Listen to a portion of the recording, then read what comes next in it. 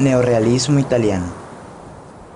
Si algún género cinematográfico fue cercano a la realidad social de su momento, este fue sin duda el neorrealismo italiano, tanto en las circunstancias que surgió como la que mostraba en su pantalla. Sus características principales no son más que un espejo que reflejaba la situación que vivían tanto los personajes de cada filme, así como las personas que las filmaban.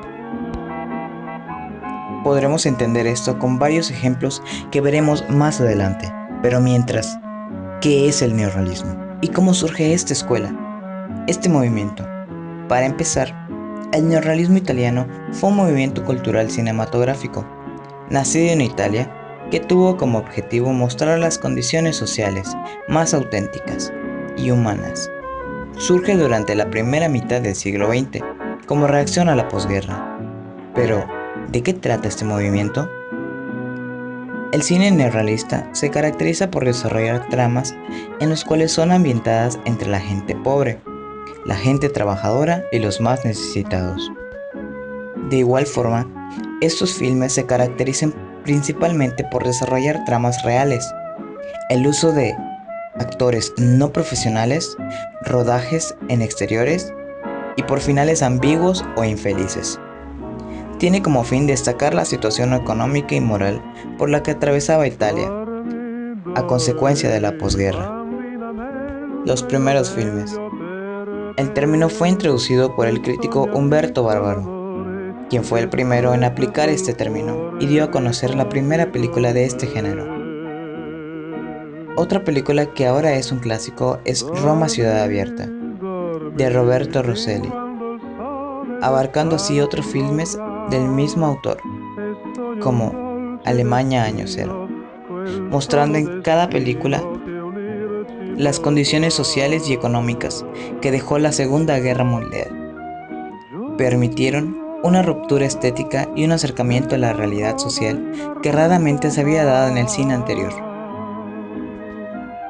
Importantes autores y directores abrazaron con sentimiento cada uno de los episodios que vivían día a día y los llevaron al cine a tal grado que convirtieron este cine en un lenguaje cinematográfico, que además de transmitir emociones, definía un periodo en la historia de Italia. Además de un contexto social, cada autor plasmaba un contexto moral en cada trama. El compromiso y la responsabilidad que adopta cada uno de ellos iba más allá de transmitir pobreza, tristeza, desesperanza, abandono y las diferencias entre las distintas clases. El compromiso era llevar una realidad a otros ojos.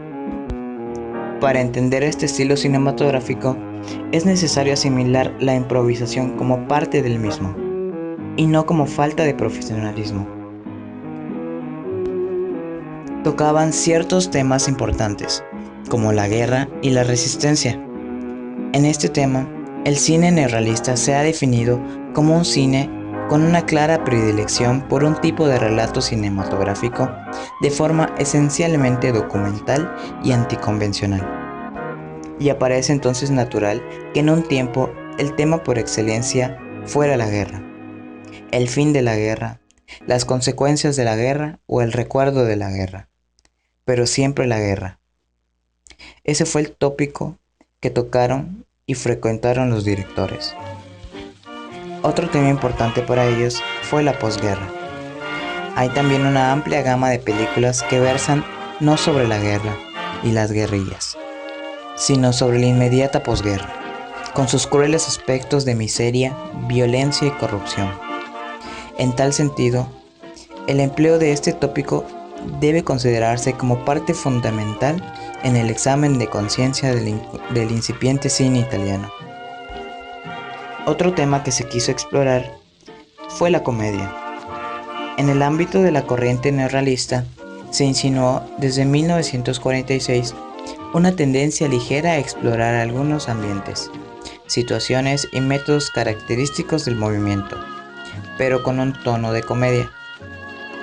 Esto se trata de un conjunto de films que con cierta impropiedad han sido catalogados genéricamente como neorrealismo rosa.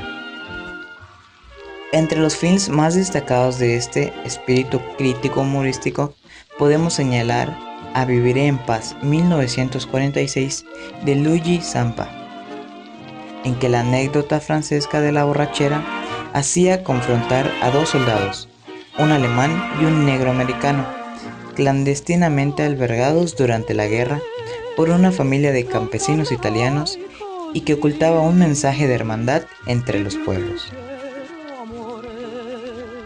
Los niños.